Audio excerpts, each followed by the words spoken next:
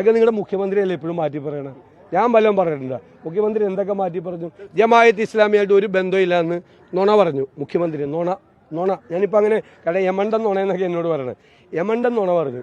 ഞാൻ video clip കാണിച്ചപ്പോൾ മുഖ്യമന്ത്രി ജമാഅത്ത് ഇസ്ലാമിയെ സ്വാഗതം ചെയ്യണതിൻ്റെ വീഡിയോ ക്ലിപ്പ് കാണിച്ചില്ലേ?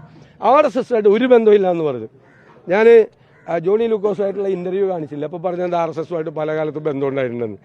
പിന്നെ 18 മാസം ഉമ്മൻചാണ്ടിയുടെ കാലത്ത് പെൻഷൻ മുടങ്ങിയെന്ന് പച്ചക്കള്ളം ഈ മുഖ്യമന്ത്രി പറഞ്ഞില്ലേ? ഞങ്ങൾ പൊളിച്ചടിക്കില്ലേ?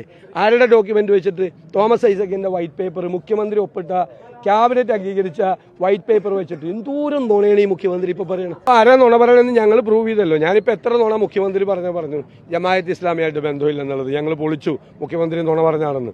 RSSുമായിട്ട് ബന്ധമില്ല എന്നുള്ളത് നിങ്ങളുമായിട്ട് ഇൻ്റർവ്യൂവിൽ തന്നെ പൊളിച്ചു. 18 മാസം ഉമ്മൻചാണ്ടിയുടെ കാലത്ത് പെൻഷൻ മുടങ്ങിയെന്ന് പറഞ്ഞ പച്ചക്കള്ളം പറഞ്ഞു മുഖ്യമന്ത്രി.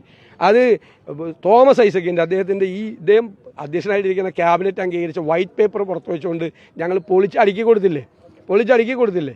പിന്നെ ഇദ്ദേഹം 2013 ഗണേഷ് കുമാറിനെ ചവിട്ടി പുറത്താക്കണം മന്ത്രിസഭയിൽ നിന്ന് പറഞ്ഞ ആള് ഇപ്പോൾ ഗണേഷ് കുമാറിനെ തോളത്ത് വെച്ചുകൊണ്ട് നടക്കുമല്ലേ? ഇപ്പോൾ അത് കുടുംബ പ്രശ്നമായില്ലേ?